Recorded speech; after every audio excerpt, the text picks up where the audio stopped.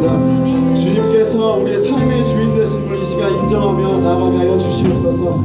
이 시간 우리의 삶을 받아주시고 우리의 삶을 다스려 주시어서 새로운 삶을 허락하여 주시옵소서. 이 시간 함께 기도로 주님께 나아갑시다. 기도하시겠습니다. 주여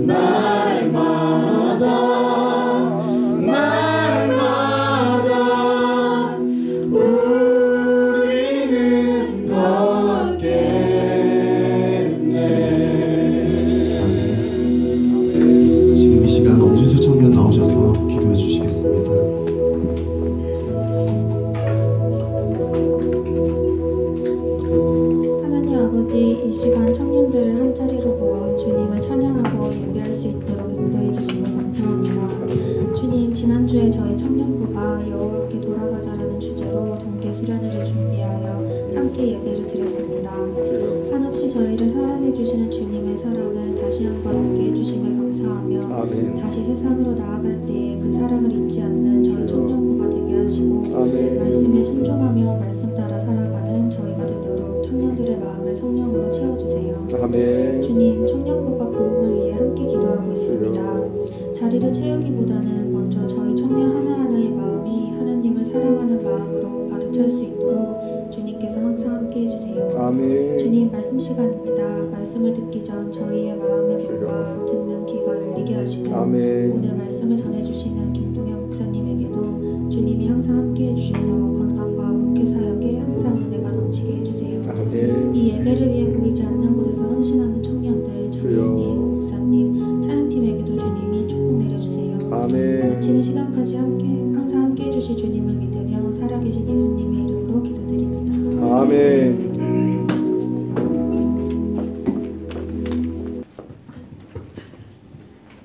네, 오늘 우리에게 주신 하나님 말씀은 빌립보서 1장 12절에서 26절까지 말씀입니다.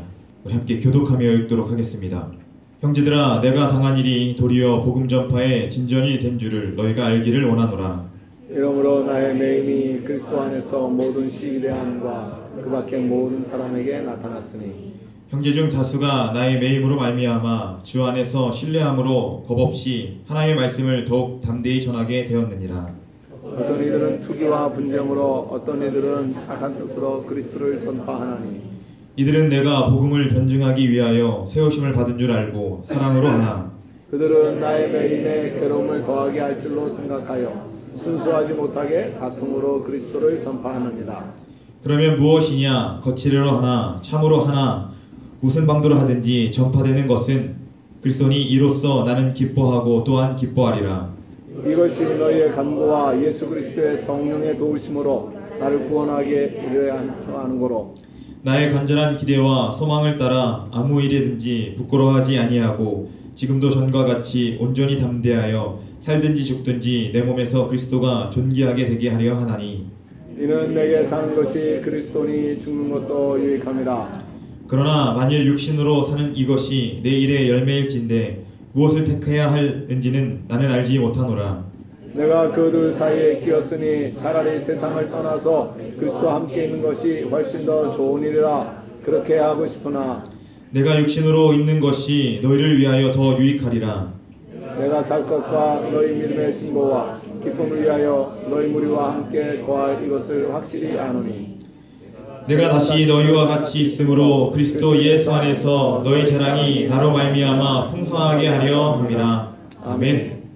네, 너무나 반갑습니다. 이번 동계수련을 통해서 저도 너무나 은혜를 많이 받고 또 우리 함께 은혜 받은 모든 청년들이 한 사람 한 사람 얼마나 참 귀하게 여겨지는지요. 이번 동계수련을 통해서 역사하신 하나님 앞에 우리 감사의 박수 드릴까요? 할렐루야. 참여하셨던 여러분들도 또한 고맙고 감사합니다. 오늘 우리 기쁨으로 사는 인생 두 번째 시리즈 어떤 환경 속에서도 기쁘게 라는 제목으로 함께 말씀을 나누고자 합니다. 많은 사람들이 기쁨이 넘치고 행복한 삶을 살기 원하는 소원을 갖고 있어요. 그런데 어떻게 하면 나는 기쁨이 넘치고 어떻게 하면 행복하게 살 수 있을까? 내가 행복하게 살아가는 첫 번째 요소를 사람들은 뭐라고 생각하냐면 환경이라고 생각을 해요. 좋은 환경에서 살면, 좋은 가정에서 자라나서 좋은 학교에서 공부하고 좋은 직장 다니고 좋은 사람하고 살면 그때 나는 행복할 거다. 많은 사람들이 그렇게 생각합니다. 행복 지수는 환경과 함께 가는 것이라고 그렇게 생각을 하는 거예요. 근데 실제로 그런가? 사실은 그렇지 않습니다. 사람은 누구나가 살면서 여러 가지 많은 다양한 삶의 문제들을 경험하며 살잖아요. 아무리 좋은 환경 속에 있는 사람이라 할지라도 문제가 없는 사람은 없거든요. 여러 가지 다양한 문제들을 사람들은 안고 살아갑니다. 그렇기 때문에 아무리 좋은 환경에 있다 할지라도 문제로부터 자유로운 인생이 없다고 할 것 같으면 그러면 우리는 환경이 내게 행복을 가져다 줄 거라고 하는 생각을 그만두고 어떤 환경 속에서라도 나는 기쁨으로 살아갈 것이다. 어떤 형편 속에서도 나는 행복하게 살 수 있다. 하는 이 어떤 환경 속에서도 기쁘게 살아가는 삶의 비결을 배워야 해요.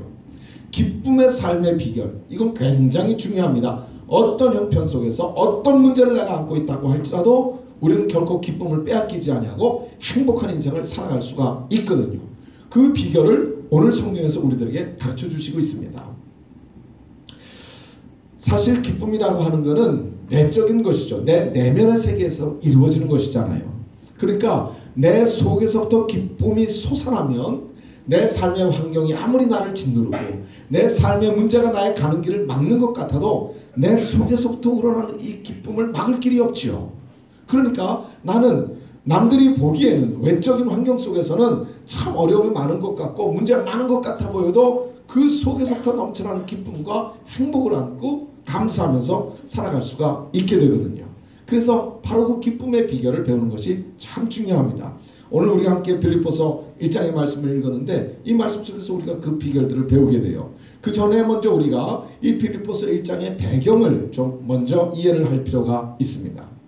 사도 바울은 지난 4년 동안 아주 혹독한 어려움과 고통의 문제를 안고 있었습니다. 그건 사실은 사도 바울의 책임은 아니었어요. 다른 사람들의 조작에 의해서 가이사랴에 있는 감옥에 2년 동안이나 갇혀 있어야 했습니다. 지금도 우리 대한민국에는 대통령 탄핵이라고 하는 참 너무나도 엄청난 사건을 우리가 함께 겪고 있는데 말이죠. 그래서 많은 사람들이 빨리 좀 결론이 나서 그래서 빨리 이 혼란을 벗고 좀 정리가 되었으면 모든 문제가 속히 좀 해결되었으면 하는 소원을 많이 갖고 있을 거예요. 사도 바울은 지금 감옥 속에 던져지기는 했는데 정상적인 재판이 진행되지 않습니다.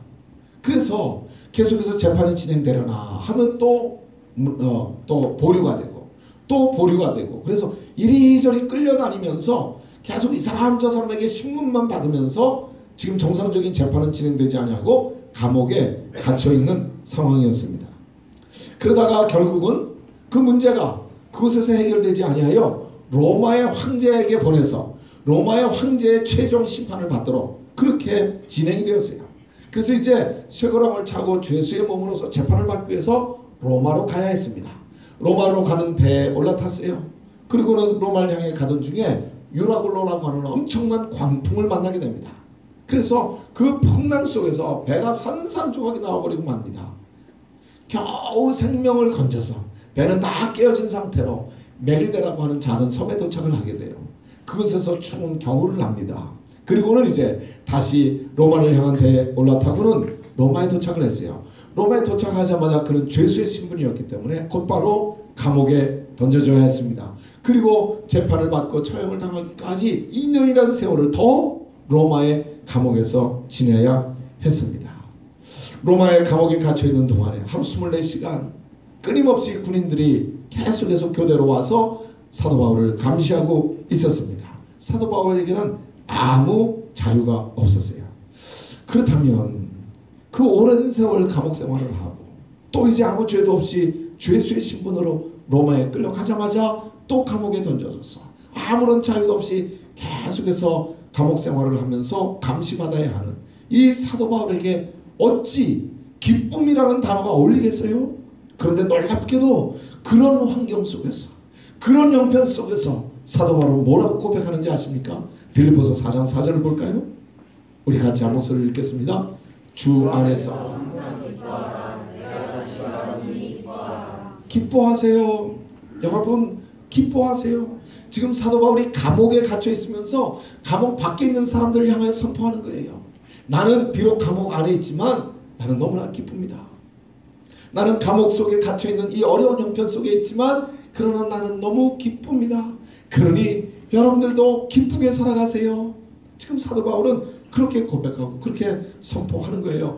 과연 어떻게 도대체 무엇이 사도 바울로 하여금 그 감옥에 갇힌 상황 속에서도 그 형편과 환경 속에서도 기쁘게 살라고 나는 기쁘게 살아가고 있다고 그렇게 고백을 할 수가 있었을까요? 오늘 우리가 함께 읽은 말씀 속에서 4가지 기쁘게 사는 데 있어서 꼭 필요한 요소 4가지를 함께 배우고자 합니다. 그 첫 번째는 무엇인가 하면 참된 삶의 관점을 갖고 사는 것입니다. 참된 삶의 관점을 갖고 살게 될 때 어떤 형편에서도 우리는 기쁨을 놓치지 아니하고 살아갈 수가 있습니다. 그러니까 중요한 건 뭐냐면요, 우리의 눈이에요. 우리의 눈이 어떻게 보는가, 이것이 중요합니다. 눈이 뭐 이쁜 눈, 못생긴 눈, 짠 눈, 뭐 쌍꺼풀 눈, 없는 눈 아무 상관없이 어떻게 보는가죠. 눈이 중요해요. 어느 정신병원에서 의사가 이제 환자에게 물었답니다. 네모를 딱 그려놓고는 무엇이 보입니까? 그랬더니 이 사람이 가만히 쳐다보더니 네, 침대가 보입니다. 그러더래요.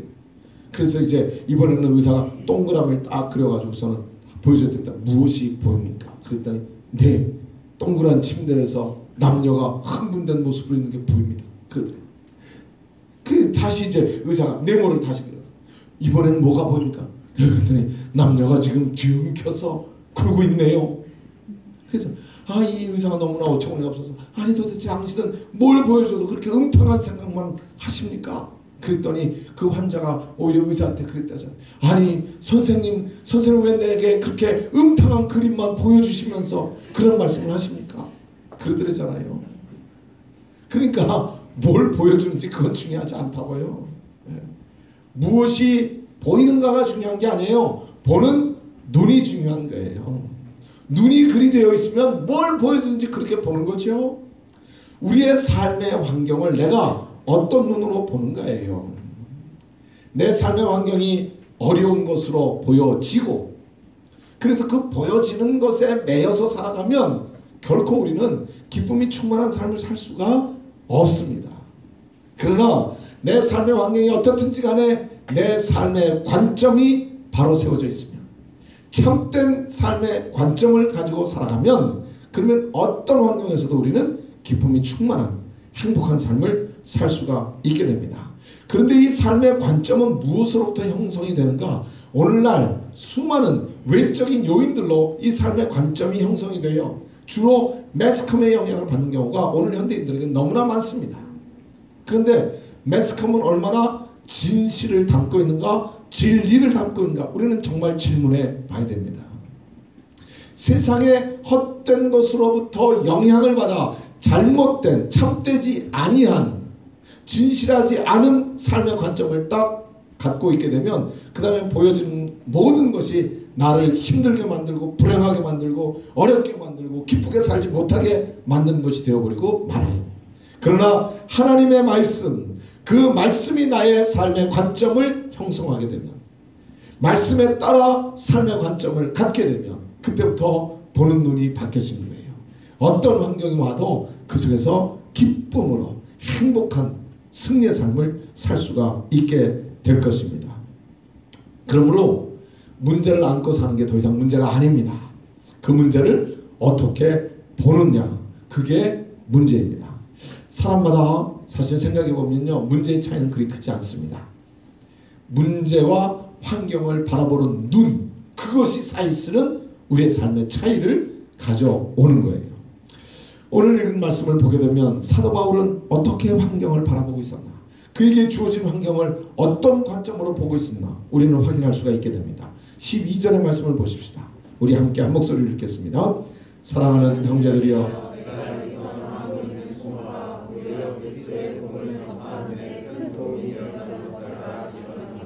아멘.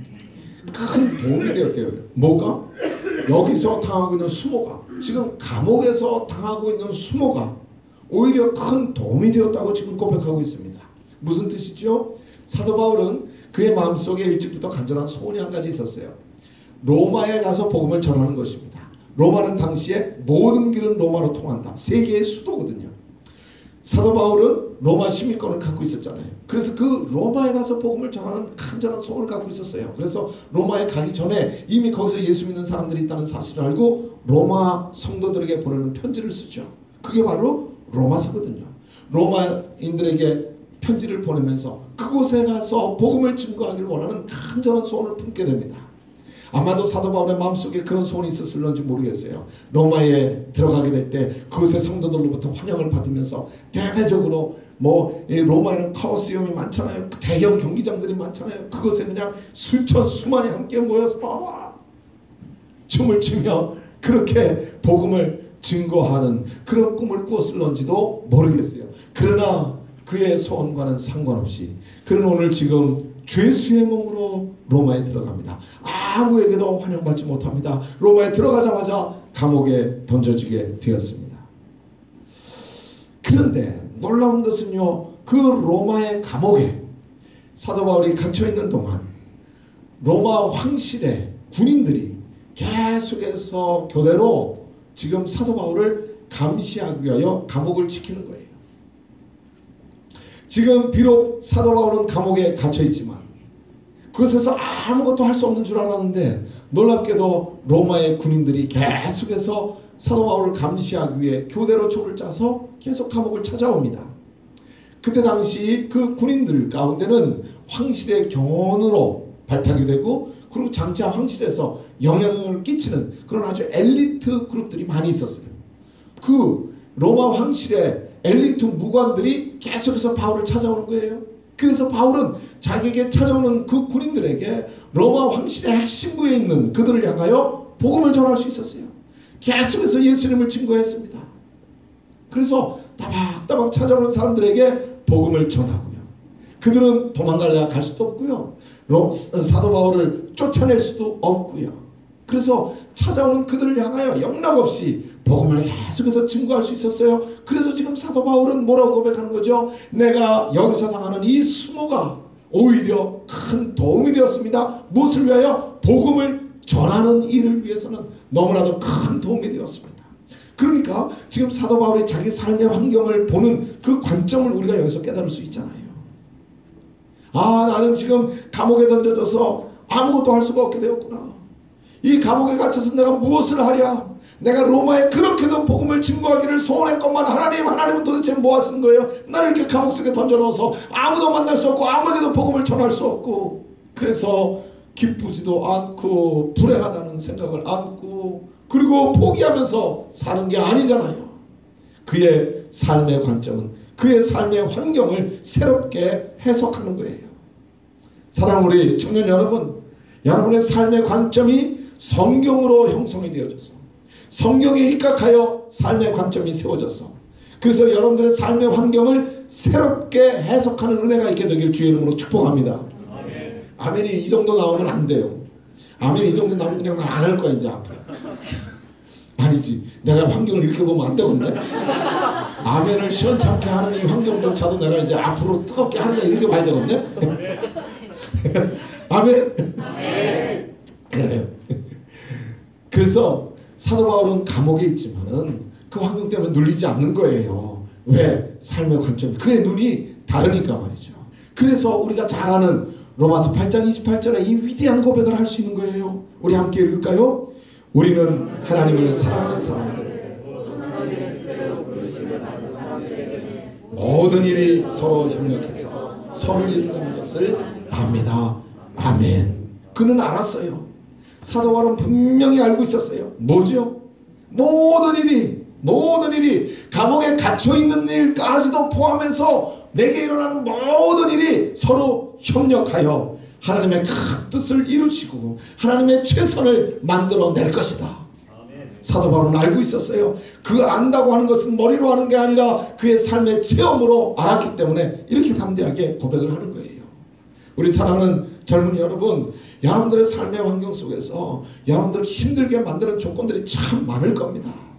너무나 속상하고 너무 아프고 너무 힘들고 그런 삶의 환경 속에 있는 우리 형제자매들도 있을 거예요. 지금은 너무나 아프고 힘들는지 모르지만은 그러나 하나님은 합력해서 그 모든 것을 묶어서 반드시 하나님의 아름다운 일을 나타내 주실 줄로 믿으시기 바랍니다. 의심 없이 믿으시길 바랍니다. 확신하세요. 이게 얼마나 중요한지 모릅니다.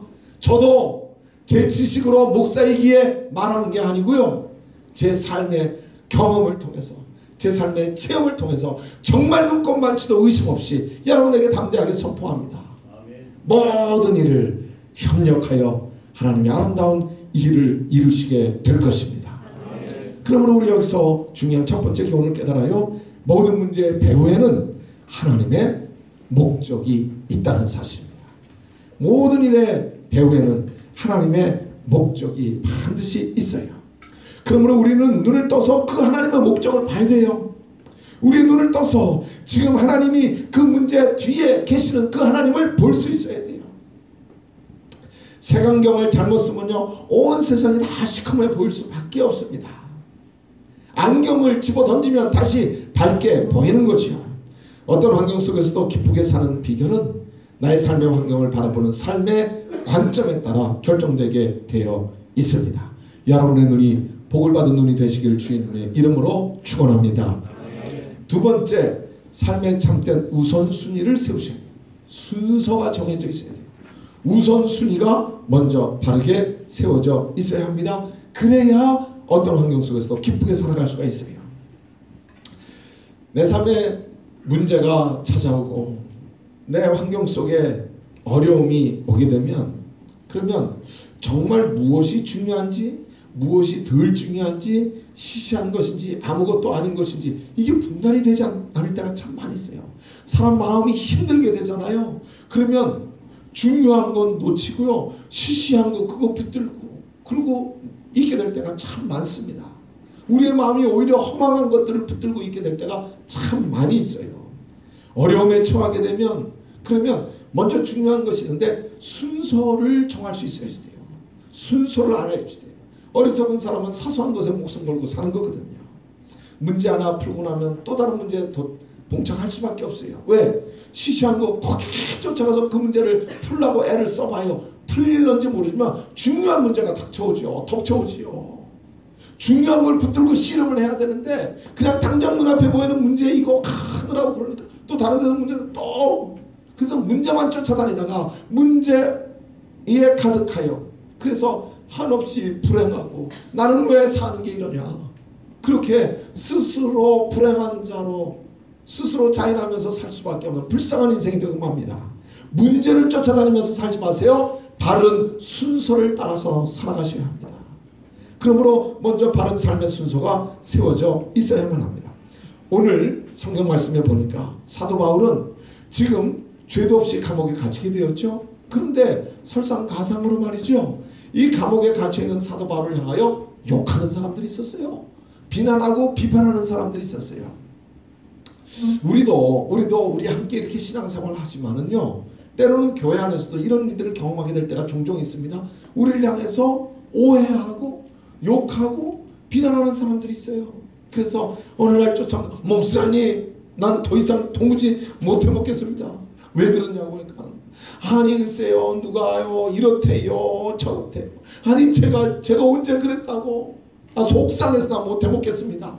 그렇게 말하는 사람들이 가끔 있어요. 여기 말고 저기 영등포에 가끔 있더라고. 그런데요, 지금 사도 바울은 감옥에 갇혀 있잖아요. 얼마나 힘들고 어려울까요? 그런데 감옥 밖에 있는 사람들이 사도 바울을 향해서 오히려 욕을 하고 비난을 하고 있습니다.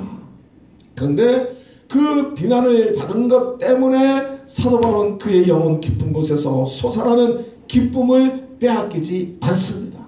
수많은 사람들이 잘 열심히 하다가도요, 욕먹으면 순간 다 집어던지고요, 다 그만두고 싶고요, 너무 속상해서 때려치고 싶은데 사도 바울은 조금도 흔들리지를 않네요. 왜냐하면 그것은 더 이상 사도 바울에게 중요하지 않았어요. 사도 바울에게는 순서가 있었거든요. 그의 삶의 우선순위가 너무나도 명확했거든요. 그래서 그는 그것 때문에 마음의 기쁨을 빼앗기지 않습니다. 다른 사람들의 비판에 대하여 사도 바울은 과연 어떻게 반응하고 있는지 우리 함께 보실까요? 18절의 말씀을 보십시다. 18절 말씀 우리 함께 읽겠습니다. 그렇지만 어떻습니까? 참으로 하든지 거짓으로 하든지 무슨 방법으로 하든지 그리스도가 전파되고 있으니 나는 그 일로 기뻐합니다. 그렇습니다. 나는 앞으로도 기뻐할 것입니다. 아멘. 사도 바울은 지금 나는 그 일 때문에요 기뻐합니다. 이상한 사람이죠. 지금 밖에서 사람들이 욕을 하고 비난을 하고 있는데 나는 그 일로 인하여 기뻐합니다. 나는 앞으로도 계속 기뻐할 거예요. 그런 거에 나는 마음 조금도 흔들리지 않습니다. 왜죠? 그리스도가 전파되고 있으니. 그러니까 지금 사도 바울에게 우선순위는 그리스도가 전파되는 거예요. 그것 때문에 로마에 가고 싶었고 그렇게 해서 지금 로마에 감옥에 갇혀 있지만 계속해서 그리스도를 전하고 있거든요. 그런데 지금 막 욕을 하는 사람들이 있어요. 내가 욕을 먹든지 그건 전혀 중요하지 않습니다. 그건 너무나 사소한 일입니다. 전혀 중요하지 않은 일입니다. 그것 때문에 내 마음의 기쁨을 빼앗기지 않습니다. 그리스도가 전파되는 내 인생의 가장 중요한 이 일로 인하여 나는 기뻐합니다. 바울은 그렇게 고백을 하는 거예요. 바울에게 있어서 복음이 증거되고 있다면 충분한 기쁨의 이유가 되었던 거예요. 그것이 그의 삶에 우선권이 있었기 때문입니다. 사실 우리가 살아가면서 중요하지 않은 일에 마음 빼앗겨 살 때가 참 많습니다. 우리의 대부분의 싸움이 그렇고요. 대부분의 논쟁이 그렇고요. 서로를 비난하며 손가락질하는 것들이 그렇고요.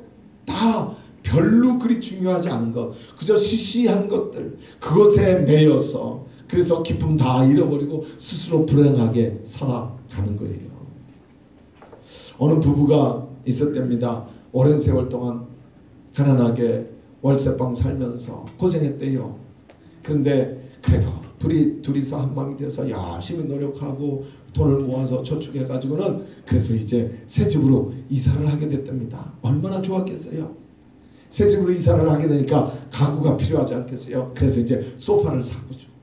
소파를 놓게 되는데 소파를 어디다 놓을까? 아내는 여기다 놓자 그러고 남편은 여기다 놓자 그러고 그래서 서로 그냥 여기다 놓자 저기다 놓자 서로 그러다가 싸움이 붙었대잖아요. 부부 싸움을 그냥 대판하게 됐답니다. 근데 제가 가만 보니까 여자분들은 주로 이제 부부싸움, 여러분들은 아직 못 해봐서 모르지요. 여자분들은 대체로 부부싸움 하게 되면요 이 창세기로부터 다 나와. 신혼여행 갔을 때 당신 나한테 그랬지? 신혼여행 갔을 때 그때 같이 이렇게 가는데 왜 그 여자는 왜 그때 왜 이렇게 쳐다봤어? 뭐 이러고 말이죠. 신혼여행 가서부터 그냥 다 나와. 몇십 년을 살든지 상관없어요. 남자는 그거 듣고 가만히 있어요. 그러니까 뭐 어떤 남자도 이제 온갖 얘기를 다 쏟아놓죠. 그래서 장모님이 어쩌고 장인이 어쩌고 뭐 이러고서 이제 처갓집 식구들을 들먹거립니다. 그러면 아니 기분이 나쁘면 나한테 그럴 것이지 왜 우리 엄마 아빠는 왜 그래? 이제 이러고 집안 싸움이 되잖아요. 그러다가 그만 이혼했대잖아요. 어렵게 살다가 좋은 집 사가지고 이사 가가지고 소파 사고선 여기다 놓을까 저기다 놓을까 하다가 대판 싸워가지고 얼마나 안타까워요. 정말 사소한 일인데 소파를 여기다 놓든 저기다 놓든 그게 뭐가 중요해요. 정 그러면 이러면 되잖아요. 아내가 여기다 놓자 그러면 그래 여기다 놓자. 그리고 밤에 이제 아내가 들어가서 자면 그러면 다시 이제 갔다가 자기 놓고 부서나 딱 놓고 그리고 거기 들어놓아서 한숨 자는 거지. 그리고 이제 아침에 마누라 일어나기 전에 다시 갖다 놓고 그리고 출근하면 되잖아요. 왜 사소한 일에 목숨을 거십니까? 시시한 일을 왜 그렇게 중요한 것처럼 붙들고 그래요? 우리 교회는 우리 청년부는요 이런 문화가 있는 거예요. 사소한 것에는 목숨 걸지 말자. 옆에 분들에게 이야기해 주세요. 사소한 것에 목숨 걸지 맙시다. 사소한 것에 너무 시시해서 지금 그런 얘기를 뭐 할 필요도 없는 것 같아요. 사소한 것에 목숨 걸지 마세요. 우리 청년부는요 사소한 거 뭐 그런 거 가지고 삐지고 뭐 한대느니 만대느니 우리는 그런 거 하지 말자고요. 정말 중요한 거 주님이 기뻐하실 일 그거 붙들고 가는 거예요. 그것이 우리의 우선순위가 되고 여러분의 삶의 우선순위 될 수 있기를 주의 이름으로 축복합니다. 잠언 3장 6절에 말씀해요. 너는 모든 일에 여호와를 인정하라. 그러면 그가 너에게 바른 길을 보이실 것이다. In everything you do, put God first. 모든 일에 여호와를 인정한다고 하는 것은 put God first. 하나님을 가장 첫 번째 자리에 모셔놓는 것을 의미합니다. And He will direct you. 그때 하나님은 우리의 삶을 이끌어 가시는 거예요. 바른 길로 우리를 인도해 주시는 거예요. 그러므로 하나님을 먼저 인정하고 하나님을 첫 번째로 모셔야 합니다. 하나님이 제일 선두에 계셔야 그 하나님이 이끌어가는 사람을 내가 따라갈 수 있잖아요. 하나님을 저 꽁무니 그 어딘가 쯤에다가 놔두어서야 어찌 그 하나님의 인도하심을 경험하면서 살아가겠어요. 그러므로 순서가 바로 되어야 돼요. 순서가 우선순위가 바로 되어 있어서 철저하게 하나님 앞자리에 계셔야 합니다. 우리는 여기서 중요한 교훈을 깨닫게 됩니다. 바른 초점을 맞추고 살아야 한다는 것입니다. 초점이 흐려져 있으면 순서가 안 보여요. 초점이 흐려져 있으면 무엇이 먼저 와야 되는 건지, 무엇이 중요한 건지, 무엇이 시시한 건지 구분이 되지를 않습니다. 순서가 바로 되어 있습니다. 어떤 환경 속에서도 초점을 바로 맞추고 살기 때문에 우리의 삶에 기쁨이 넘쳐나게 될 거예요. 여러분들에게는 젊음이 있잖아요. 젊음이 있다면 그 젊음과 함께 생명의 생동감이 넘쳐나는 기쁨도 있어야 할 줄로 믿습니다. 오늘날 젊은 사람들의 얼굴에서 기쁨을 찾아보기 어려운 시대예요. 그러나 어떤 환경에 있든지 여러분들의 얼굴에 기쁨이 가득해서 그 기쁨이 넘쳐 흐를 수 있게 되기를 주님의 이름으로 축복합니다. 세 번째, 어떤 환경 속에서도 기쁘게 살려면 참된 삶의 능력을 받아야 됩니다. 삶의 능력이 필요해요. 우리의 삶이 우리를 완전히 무너뜨리고요, 무기력하게 만들고요, 끊임없이 다가오는 위기가 나로 지쳐 쓰러지게 만들 때가 참 많습니다. 과연 우리에게 무엇이 필요합니까? 너무나 힘들고 어려운 환경 속에 짓눌려 있을 때, 그때 정말 우리들에게 필요한 게 뭐예요? 그 환경과 그 문제를 디디고 일어설 수 있는 힘이 필요하잖아요. 힘이 없으면 어떻게 일어나겠어요? 어떻게 그걸 뚫고 나갈 수가 있겠어요? 그러므로 우리에게 삶의 능력이 필요합니다. 그런데 참된 능력이 필요해요. 거짓된 능력, 허당, 이건 아무 소용이 없습니다. 많은 사람들이 돈이 힘이 되는 줄로 알아요. 그래서 돈 벌고자 애쓰고요, 돈을 가지면 그러면 그 돈 가지고 뭐든지 할 수 있을 거라고 생각합니다. 그러나 아무리 돈이 많아도 돈의 힘 가지고 해결하지 못하는 일들이 얼마나 많은지 아십니까? 저는 미국의 텍사스 휴스턴에 방문할 기회가 참 많이 있었습니다. 그곳에 저희 멘토와도 같은 목사님이 계시고 그 교회에 여러 차례 방문하기도 하고 또 부흥회도 인도하러 갈 경우도 있었고, 근데 그 휴스턴에 가게 되면 아주 유명한 병원이 있어요. MD 앤더슨 병원이라고요. 세계적으로 암 치유에서는 최고의 권위자들이 모여있는 그런 최고의 병원이에요. 거기에 보니까요, 한국에 돈 많은 분들 다 거기 와 있더라고. 삼성의 이건희 회장도 돈을 싸질머지고 와서 암을 치료해달라고 거기에 누웠더라고요. 돈으로 해결될 것 같으면 그들이 왜 그 돈을 싸질머지고 미국의 텍사스 휴스턴까지 쫓아갑니까? 휴스턴은 얼마나 더운 데인지 아세요? 게다가 습해요. 습해. 그래가지고 아주 후덥지근한 거 알죠? 끈끈한 거. 예? 그래서 그냥 얼마나 무슨 산이 있기를 하나. 바다가 옆에 있지만 그 바다에서는 뭐 낚시도 제대로 하지 못하고요, 끈끈한 바람만 불어오는. 그래서 사실은 삶의 환경은요, 이 서울보다도 훨씬 못해요. 그런데 거기에 그 숱한 돈을 짊어지고 가서 자기 병 좀 고쳐달라고요. 돈으로 문제가 다 해결될 것 같으면 어찌 그렇겠어요. 돈은 진정한 우리의 삶의 능력이 되지를 못한다는 증거예요. 참된 능력이 우리에게 필요합니다. 오늘 사도 바울을 보니까요, 감옥 속에 있는데도 불구하고 이제는 나이가 많이 들었어요. 감옥 속에 오랫동안 갇혀 있었기 때문에 얼마나 그는 힘들고 어려웠을까요? 지치고 더 이상 피곤하여 정말 버티기조차 어려운 것 같아 보이는데도 불구하고 사도 바울은 넘치는 능력을 안고 살았어요. 과연 이 사도 바울의 능력의 원천은 어디에 있었을까요? 무엇이었을까요? 19절에 고백합니다. 나는 앞으로도 계속 기쁨으로 살 것입니다. 여러분이 나를 위해 기도해 주고 성령께서도 나를 도와주고 계심으로 내가 겪는 이 모든 일이 결국 내게 구원을 가져오려는 것을 알기 때문입니다. 여기 두 가지를 말하고 있네요. 하나는 여러분이 나를 위해 기도해 주고, 기도해 주는 게 얼마나 중요한지 몰라요. 우리가 목장에서 함께 모여 하는 일이 무엇입니까? 우리의 삶을 나누죠. 그리고는 기도해 주어요. 여러분이 나를 위해 기도해 주어요. 형제가 자매를 위해서 기도해 주고 형제가 형제를 위해서 기도해 주고, 나를 기도해 주는 여러분이 계시다고 하는 것이 나로 비록 감옥에 갇혀있는 그 환경 속에서라도 하늘의 능력을 경험할 수 있는 원천이 되었던 거예요. 목장에서 여러분이 함께 기도하는 일이 아무것도 아닌 것 같아 보이죠. 기도를 하는데 기도를 잘이나 한답니까? 이건 기도하는 거 보면 그렇게 어설플 수가 없어. 예? 그래서 그런 기도에는 아무 능력도 없는 것 같고요. 뭐 그런 기도 해봤자 그걸 정말 하나님이 들으시고 내 삶 속에 역사가 나타날까 싶을런지 몰라요. 그러나 말을 잘해서 하나님이 알아들으시는 게 아니잖아요. 기도하는 마음을 하나님이 받으시잖아요. 우리가 아까도 찬양을 드렸죠. 우리는 여기 사는 모습이 다르고요. 서로가 다 모양이 다른 것 같지만은 그러나 우리가 함께 하나님의 형상을 따라 지음받아 여기 한 마음이 되어서 함께 기도하고 함께 찬양하며 주 앞에 나아갑니다. 하나님이 그 가운데 함께 하시고 그 찬양과 그 기도를 받으시고 우리의 삶의 능력으로 함께 해주시는 줄로 믿으시길 바랍니다. 믿으시길 바랍니다. 우리가 목장에서 함께 기도하는데요, 영 어설프고요, 이게 말이 달랑말랑해서 그냥 기도를 듣는 사람이 더 아슬아슬해. 그냥 예? 그래도 그 기도를 하나님이 들으신다고요.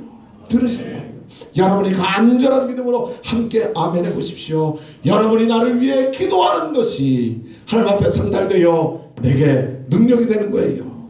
그리고 여기 사도 바울은 뭐라고 고백합니까? 성령께서도 나를 도와주고 계시고, 성령께서 그 하나님이 기도를 들으시고 내게 성령을 부어주세요. 성령으로 충만하게 하세요. 성령의 능력을 따라 살아가게 하세요. 그래서 지금 사도 바울은 감옥에서도 그 넘치는 하늘의 능력을 경험하면서 지치고 쓰러지고 피곤하여 쓰러지는 생명을 사는 게 아니라 새로운 생명의 능력 속에서 살아갔던 것입니다. 그래서 사도 바울은 그 유명한 빌립보서 4장 13절에서 이렇게 고백하잖아요. 우리 다 같이 한 목소리로 나의 고백으로 선포합시다. 내게 주시는 자 안에서 내가 모든 것을 할 수 있느니라. 아멘. 내게 그분은 능력을 주시기 때문에, 참된 능력을 주시기 때문에 내가 모든 것을 할 수 있다. 아, 얼마나 멋진 선포요, 선언입니까? 하나님이 우리의 기도를 들으시고 성령의 능력으로 함께해 주실 것입니다. 여기서 깨닫게 되는 중요한 세 번째 교훈이 있어요. 하나님의 능력에는 불가능이 없다는 겁니다. 우리의 힘으로 하면 불가능해요. 안 됩니다. 여러분들이 아무리 공부를 잘하면 그 공부하는 실력 가지고 될 줄 아세요? 아니거든요. 여러분들이 젊다면 그 젊음 가지고 될 줄 아세요? 아니거든요. 내 힘, 내 능력은 불가능하고 한계에 부딪힐 수밖에 없습니다. 그러나 하나님이 위로부터 주시는 능력으로 하면 한계가 없어요. 불가능이 없어요. 넉넉히 감당하는 거예요. 모든 것을 감당할 수가 있습니다. 그러므로 우리가 정말 기쁨으로 행복하게 살려면요, 위로부터 부어주신 능력이 필요해요. 여러분이 이 땅에서 쌓은 실력, 여러분이 이 땅에서 쌓은 스스로의 능력, 그건 아무리 탁월하게 쌓아 올렸다 할지라도 위로부터 부어주시는 그 하나님의 능력과 비교하면 그건 비교도 되지를 않습니다. 하나님이 주시는 능력 가운데 기쁨으로 살아가게 되길 주의 이름으로 축원합니다. 마지막으로 네 번째, 참된 삶의 목적이 있어야 됩니다. 참된 삶의 목적이 있어야 돼요. 어느 젊은 남편이 세상을 갑자기 떠나게 됐습니다. 성실하게 살던 사람인데 이제 겨우 사업에 기반을 다져놓고, 그리고 이제 집도 한 칸 겨우 마련을 해서 이제 살만 한가 했더니 그만 병이 덜컥 들어서 세상을 떠나게 됐어요. 젊은 아내와 어린 자녀들을 남겨두었습니다. 장례식에 찾아간 사람들이 이야기를 해요. 아유, 죽은 사람이 불쌍해. 죽은 사람이 불쌍해. 고생만 하다가 이제 살만해지니까 그만 떠났네. 죽은 사람이 불쌍하네. 또 다른 사람들이 얘기를 해요. 죽은 사람이야 뭐가 불쌍해. 산 사람이 불쌍하지. 이제 저 젊은 사람이 저렇게 어린 아이들을 두고 어떻게 이제 살아갈 거야. 산 사람이 불쌍하지. 산 사람이 불쌍하지. 여러분, 죽은 사람이 불쌍한 거예요? 산 사람이 불쌍한 거예요? 우리는 때로 그게 분간조차 되지 않을 때도 참 많습니다. 사는 게 그렇게도 힘들고요, 죽는 건 더 힘든 것만 같고요. 그래서 사는 것도 어렵고 죽는 것도 어려워. 그것도 고통이고 이것도 고통이에요. 그런데 오늘 성경 말씀을 자세히 보니까 사도 바울의 고백을 들어보면 사도 바울에게는 전혀 이런 갈등이 없어요. 살면 사는 것으로, 죽으면 죽는 것으로, 그의 마음속에 삶과 죽음에 대하여 전혀 갈등 없이 그 삶과 죽음을 완전히 초월해 있는 그런 고백을 우리가 보게 됩니다. 어떻게 사도 바울은 가능했을까? 살든지 죽든지 그건 이미 내게 전혀 중요하지를 않아요. 그 이유는 사도 바울에게는 삶의 목적이 너무나도 분명했기 때문이에요. 삶의 목적이 분명하니까, 그러니까 삶과 죽음을 완전히 초월한 그런 인생을 고백하고 있어요. 사도 바울의 삶의 이유는 무엇입니까? 21절을 보십시다. 우리 다 같이 읽을까요? 이는 내게 사는 것이 그리스도니 죽는 것도 유익함이라. 지금 사도 바울은 뭘 고백하고 있냐면요, 나를 위하여 나를 사랑하사 친히 십자가에서 자기 목숨을 내어주신 예수 그리스도, 그분이 내 안에 사시는 거예요. 나를 위하여 죽으신 예수님은 죽으심으로 끝나지 아니하고 부활하신 살아계신 주님으로 내 속에 살아계시는 거예요. 그래서 내가 지금 사는 것 같지만 나는 내가 사는 게 아니에요. 내 속에 예수 그리스도의 생명으로 내가 살아가는 거예요. 그래서 나는 내가 사는 것이 아니라 내 안에 그리스도께서 사신 것이라. 오직 내 안에, 우리 아까 함께 찬양 드렸죠. 오직 내 안에 주님이 살아계셔서 내가 사는 것 같지만 사실은 내가 사는 게 아닙니다. 내 안에 주님 사는 것입니다. 그렇다면 내가 이 땅에서의 생명을 다하고 이 세상을 떠난다면 하나님과 함께 내 안에 계신 예수 그리스도로 인하여 영원한 생명 누릴 것인데, 그것이 얼마나 내게 큰 축복입니까? 그래서 이 세상을 떠나는 것에 대한 요만큼도 두려움과 미련이 없어요. 하나님 앞에서 영원히 누릴 그 생명에 대한 확신 때문에.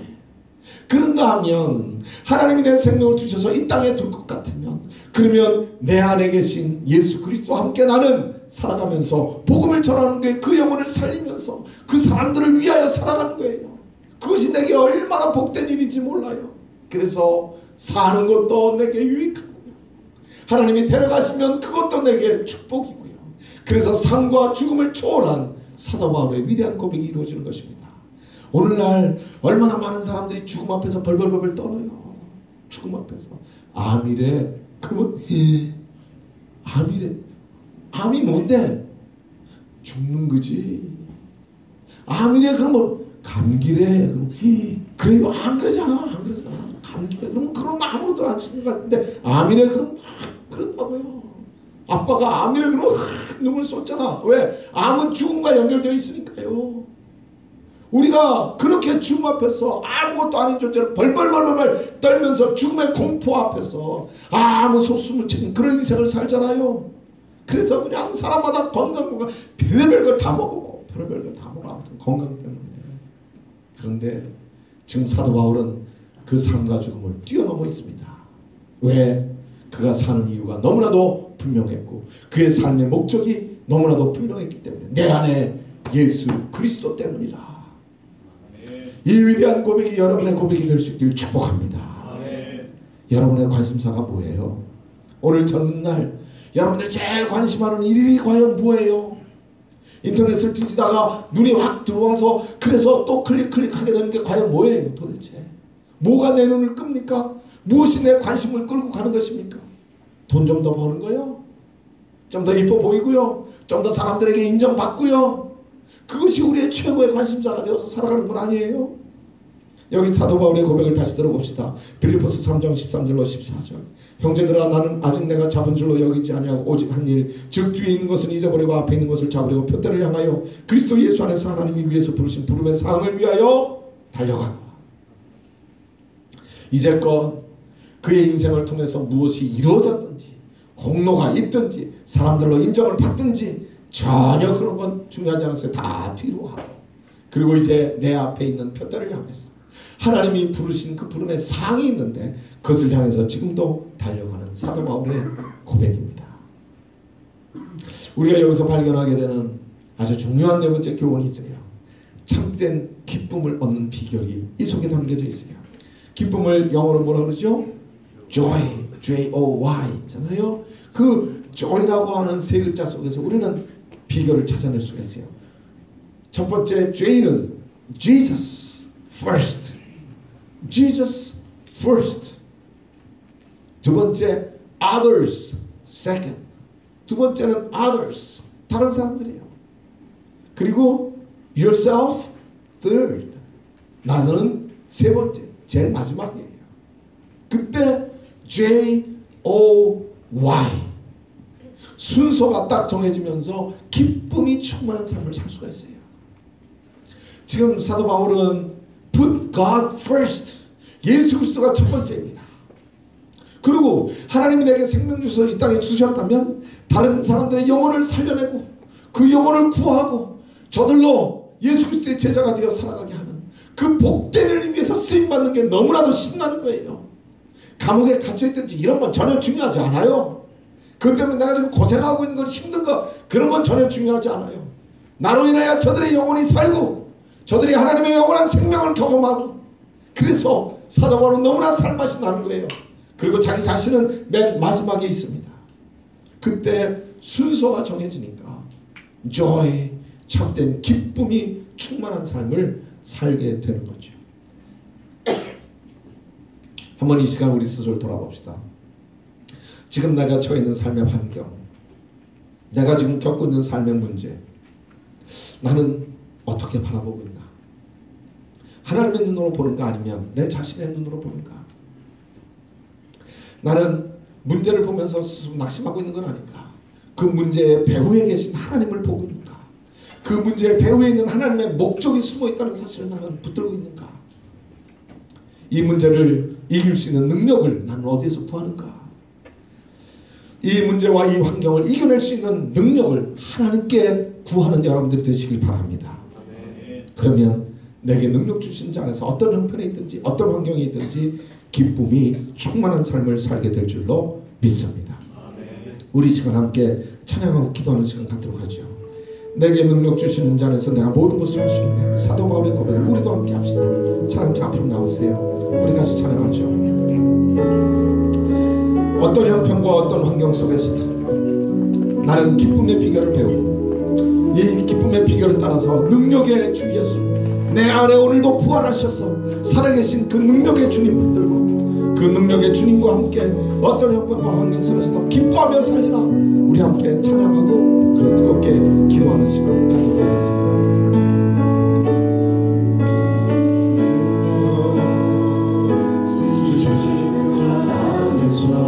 내가 모든 것을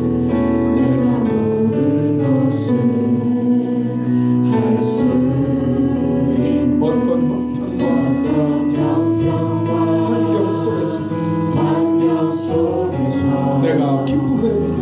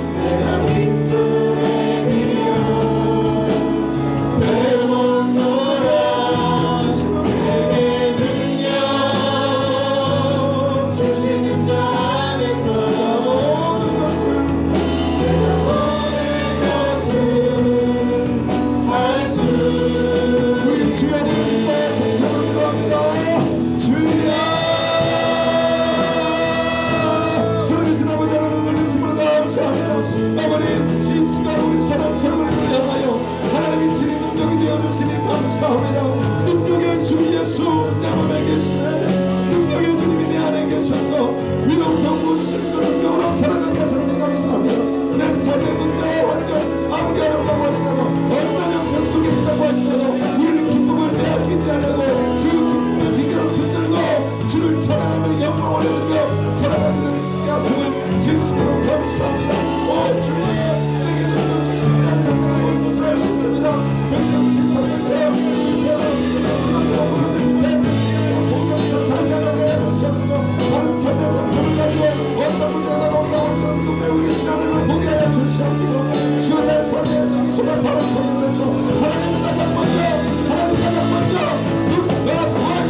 하나님 가장 먼저 앞장 세우고 그 하나님을 인정하며 그 하나님의 인도를 따라 살아가는 저희들 되게 하여 주시옵소서. 위로부터 능력을 부어주시고 한없이 연약하지만 우리가 서로를 위하여 기도할 때에 그 기도를 들으시고 능력을 부어주시는 줄로 믿습니다. 바른 삶의 이유와 목적을 향해서 우리 함께 뜨겁게 달려갈 수 있게 하여 주시옵시고 그 믿음으로 승리할 수 있게 도와주시옵시고 그 기쁨이 충만한 영광 삶을 살게 하시고 그것을 나눠주게 하여 주시옵소서. 주여 다른 사람들을 존귀하게 여기면서 주여 너를 주님으로 인도하는 삶을 걸어가게 하시고 삶의 영광을 되게 하시고 주여 우리에게 주시는 하늘의 기쁨 가득하여 내 내면에서 누를 수 없는 기쁨이 솟아나는 삶을 살게 하여 주시옵소서.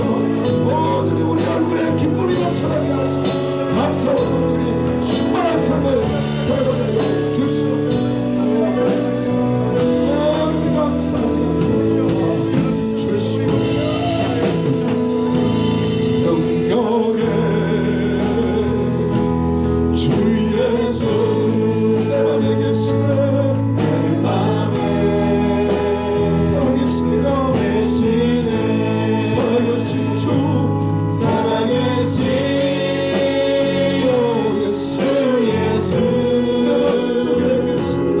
내 맘에 능력으로 계십니다. 계시네. 그래서 어떤 형편과 환경 속에서 내가 기쁨의 비결 배웠노라. 내게 능력 주시는 자 안에서 내가 모든 것을 할 수 있네. 사랑의 주님 감사합니다. 저희들이 더 이상 환경과 내 삶의 문제를 탓하며 그것으로 인해 스스로 불행한 인생으로 스스로를 향하여 저주하며 살지 아니하게 하여 주시고 이제 위로부터 부어주시는 능력을 붙들고 주님께서 오늘도 살아계셔서 내 안에 살아계시고 나의 영혼을 붙드시고 나의 삶의 능력이 되어주심을 확신하며 그 주님과 함께 승리하며 나아가는 저희들 되게 하여 주시옵소서. 삶의 바른 관점을 허락하사 어떤 문제가 닥쳐오든지 그 문제에 배후에 계신 하나님의 뜻을 생각하게 하시고 그 문제조차도 주장하고 계신 하나님을 볼 수 있게 하여 주시옵소서. 하나님 가장 먼저 앞세우고 하나님 가장 앞장서셔서 그 하나님의 인도하심을 따라 쫓아가는 순서 있는 삶이 되게 하여 주시옵소서. 참된 삶의 이유를 붙들고 참된 삶의 목적을 가지고 우리 주님 첫 번째로 모실 뿐만이 아니라 다른 사람들을 존귀하게 여기면서 저들이 나를 통해 하나님의 축복을 경험하고 저들의 영혼이 살아나는 그 일을 위하여 우리의 삶이 헌신될 때에 하나님은 우리에게 행복을 주시고 기쁨이 충만한 삶을 살게 하실 줄로 믿습니다. 오 주여 우리 사랑하는 모든 젊은이들의 가슴에 억누를 수 없는 넘치는 기쁨이 날마다 새롭게 솟아나게 하여 주시옵소서. 우리는 연약하지만 서로 위하여 기도합니다. 우리가 중보기도할 때 성령의 능력이 우리 가운데 함께 나타나고 그 성령의 능력을 따라 기쁨이 가득한 능력의 우리 청년부가 될 줄로 믿습니다. 이 기쁨을 증거하게 하시고 이 기쁨이 가득한 우리 청년부가 되도록 축복하여 주시옵소서. 감사하며 우리의 능력 되시는 우리 구주 예수 그리스도 이름으로 간절히 기도 올려옵나이다. 아멘.